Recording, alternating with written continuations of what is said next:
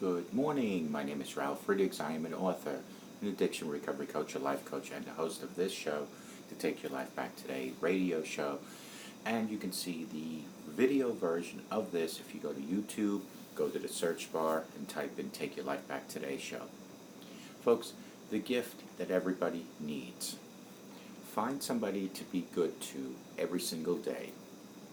I wonder what our world would be like if each of us would find somebody to be good to each and every day.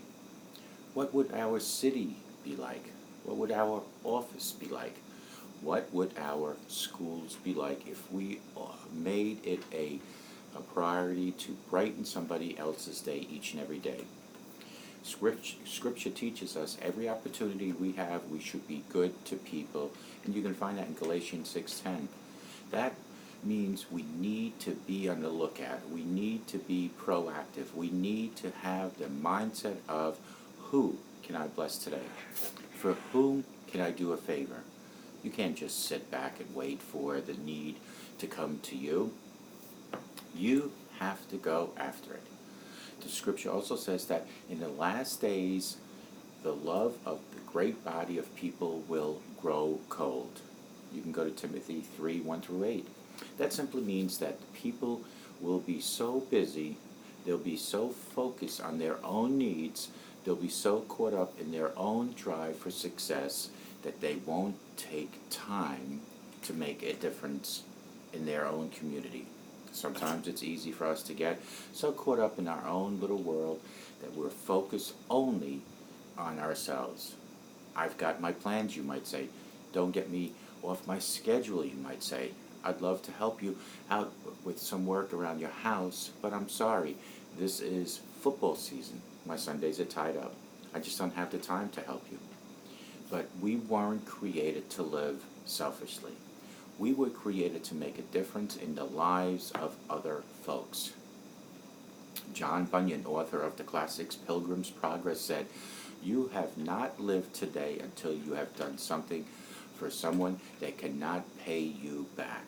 Think about that. You have not lived today until you've done something for somebody that can't pay you back. Friends, all around us are hurting people who need our love and encouragement. Don't miss the miracle of that moment. Don't be too busy or insensitive to the needs of those around you. Be willing to be inconvenient. Be sensitive and pay attention to those around you, your friends, your co-workers, and your relatives. Listen to what they're saying. We shouldn't miss opportunities to do good whenever situations come across our paths to bless people. Jesus said, when you do it to the least of one of these, it's like you're doing it unto me. See Matthew 25:40. Proverbs 19:17 says, "He who is gracious to the poor man lends to the Lord, and he will repay him for his good deed." When you give to those in need, you are lending to God, and God knows how to pay you back with interest. You may not be able to give money, but you can babysit that single mom down the road. Why don't you give her a break one night? Tell her, you go do something special for yourself. Here's a gift certificate. You go up to the mall. You go get your nails done. Our family's going to keep your children tonight. If you see one of your friends wearing the same clothes over and over again, why don't you step up to the plate and say, "Let me buy you a new suit or two." Or take this gift certificate and go get yourself some new clothes. It's that simple. Maybe you and your family go out to eat every single Sunday after church. Why don't you take a single parent family along with you? Or better yet, be a mentor to one of the young children. That doesn't take a lot of money. It just takes time and love, my friends. That just takes somebody that cares, somebody that's willing to make a difference in someone else's life. I heard a story about a young boy that lived in the inner city. He was about 8 years old and was very, very poor. One cold day he was looking in the window of a local store admiring a pair of tennis shoes. As he stood there, cold and barefooted, a lady came along and asked the little boy, "Young man, what are you doing staring so intently in this window?" Shyly, he said, "Well, I was just sort of praying and asking God if he'd give me a new pair of tennis shoes." Without hesitation, the lady took him into the store and very gently and lovingly washed off his cold, dirty feet. She put a brand new pair of socks on his feet, and then she told him to pick out 3 pairs of tennis shoes. 3. The boy couldn't believe it. He was so excited. He had never owned a new pair of shoes. He had always just worn old hand-me-downs. After she had paid for the purchase, the woman handed the shoes to the child, and the child smiled. She says to him, "Enjoy your shoes, son," she said. The little boy looked at her in amazement. No one had ever taken the kind of interest in him. As serious as could be, with tears running down his cheeks, he said, "Lady, can I ask you a question? Are you God's wife?" Friend, you are never more like God than when you give. You're never more like God than when you take time for people and when you do something to bless someone else. And not just in the big things. Learn to be good to people in your everyday life. When you stop to get a cup of coffee at work, bring your coworker back a cup too. When traffic backs up on the freeway, let that car into the lane in front of you and smile. At the grocery store, when you have a bunch of groceries and somebody behind you has just a few, let them go ahead of you.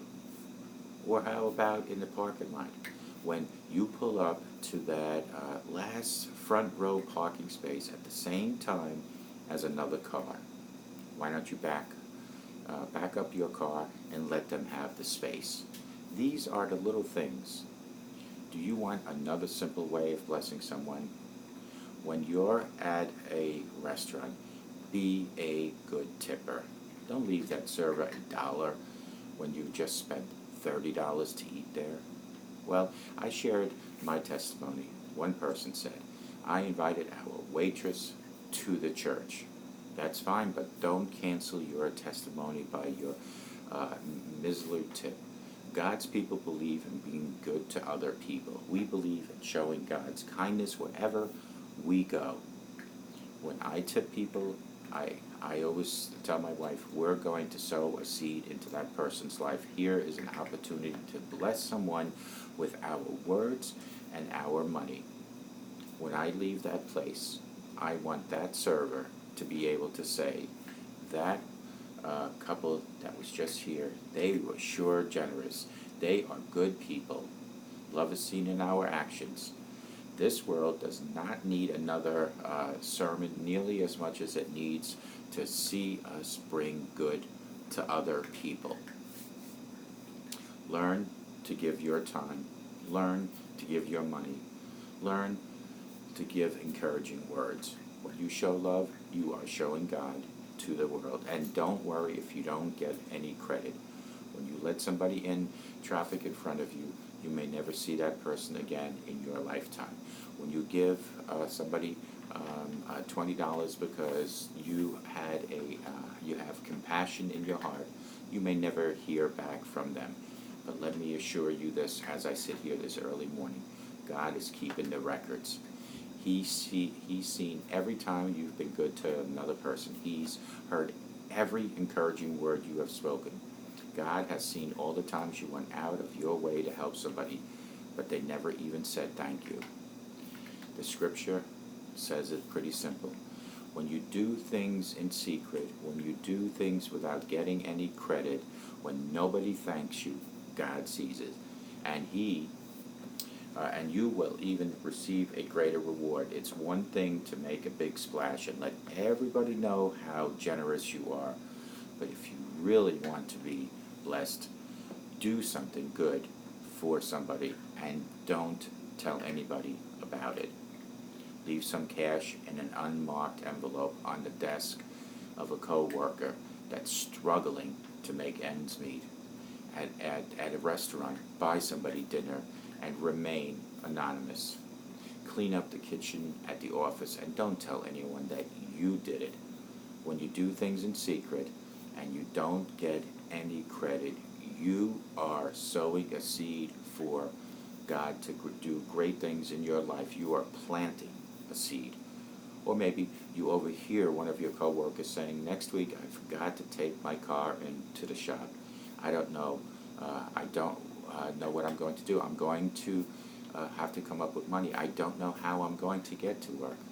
Why don't you tell that person, "Let me help you pay for part of your car. And matter of fact, let me pick you up to come to work." You might just say, "Don't walk. I won't go out of my way," I'll say. "It's no big deal. I'll be glad to do it." Listen to what people are saying around you and look for opportunities to bless them, to plant that seed. A while back, I had a friend over to help me on a project. I just bought a brand new computer monitor, one of those flat screens, really large, really easy to see. My friend said, "Hey Ralph, I love your monitor. It's so easy on your eyes." I picked up on that. I said, "It sure is. What kind of monitor do you have?" "Oh, just an old piece of junk that I've been using for years now," my friend said.